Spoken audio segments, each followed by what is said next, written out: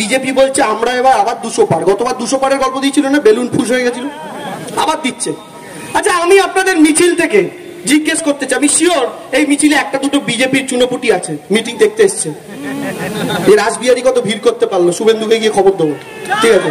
ওরা আছে, ফাঁকে ফাঁকে ঢুকে আছে। আমি সেই বিজেপির বন্ধুদের উদ্দেশ্যে জিজ্ঞাসা করছি, বাবা তোমরা নয় জিতলে, তোমরা জিতলে তোমাদের মুখ্যমন্ত্রী কে হবে?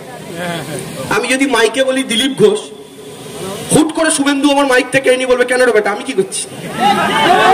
যেই বলবো শুভেন্দু, লকেট চ্যাটার্জি ছুটে এসে বলবে না না মহিলার বিরুদ্ধে মহিলা, আমি মুখ্যমন্ত্রী। যেই একদম যেই লকেট আসবে, এখন নতুন সভাপতি হয়েছে শ্রমিক ভট্টাচার্য, সে ছুটে এসে বলে দাদা সবে তো আমি এলাম, এবার মুখ্যমন্ত্রী তো আমি। যেই শ্রমিক ভট্টাচার্যের নাম নেব, সুকান্ত মজুমদার চলে আসবে, আমি কি এক্স হয়ে গেছি বলে চিফ মিনিস্টারও এক্স করে দেবে, আমি হবো মুখ্যমন্ত্রী। এদের কথা যেই বলবো অগ্নিমিত্রা পাল ছুটে আসবে। তা আমি বলছি এই সমস্ত সলিউশনের বাইরে বিজেপি যখন চিন্তা করছেই কাকে মুখ্যমন্ত্রী করবে, জীবনে তো হতে পারবে না, কিন্তু একটা সলিউশন আছে। সোমবারে মুখ্যমন্ত্রী রাহুল সিনহা, মঙ্গলবার মুখ্যমন্ত্রী দিলীপ ঘোষ, বুধবার মুখ্যমন্ত্রী লকেট চ্যাটার্জি, বৃহস্পতিবার মুখ্যমন্ত্রী অগ্নিমিত্রা পাল, শুক্রবার মুখ্যমন্ত্রী শ্রমিক ভট্টাচার্য, শনিবার মুখ্যমন্ত্রী তথাগত রায়, আর রোববার কোনো কাজ নাই, ল্যাদ খেতে পারবে, ঘুমাতে পারবে, তাই শুভেন্দু রোববার মুখ্যমন্ত্রী। এছাড়া আর কোনো অপশন নেই। কি করবেন? আর নাহলে একটা বডি আর 10টা রাবণের মাথা নিয়ে করুন। যা ব্যবধানে 21-এ জিতেছেন, সেই প্রত্যেকটা বিধানসভা কেন্দ্রের ব্যবধানও আপনাদের দ্বিগুণ করে বিজেপিকে জুতোর বাড়ি মারতে হবে ইভিএম এর মাধ্যমে। এটা কিন্তু আপনাদেরকে শপথ গ্রহণ করতে হবে। তাই সবাই দিদির সঙ্গে আছেন তো? স্কুলের প্রেয়ারের মতো হবে নাকি? ও পাশেরটা বলছে আমি মুখ নাড়াবো, আরো জোরে, দিদির পাশে আছেন তো? কাঠির গদ্দারটার কানে আবার যেতে হবে, দিদির পাশে আছেন তো? এই আমরা যে জয় বাংলা স্লোগান বলি, শুভেন্দু বলে এটা বাংলাদেশের স্লোগান।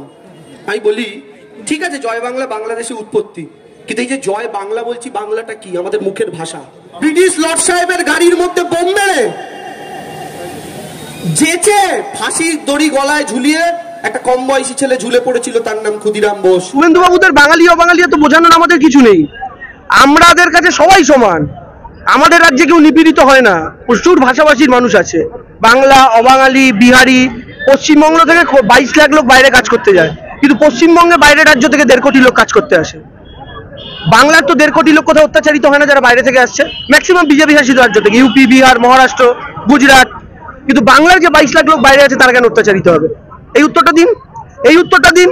কেন্দ্রীয় সরকারের পয়সায় সর্দার বল্লভভাই প্যাটেলের 3000 কোটি মূর্তি গুজরাটে বানালেন, খুব ভালো কথা, উনি গুজরাটি মনীষী, স্বাধীনতায় রোল আছে, সব ঠিক আছে, কিন্তু নেতাজি সুভাষচন্দ্র বসুর একটা মূর্তি কেন বানালেন না দিল্লি বা পশ্চিমবঙ্গের বুকে?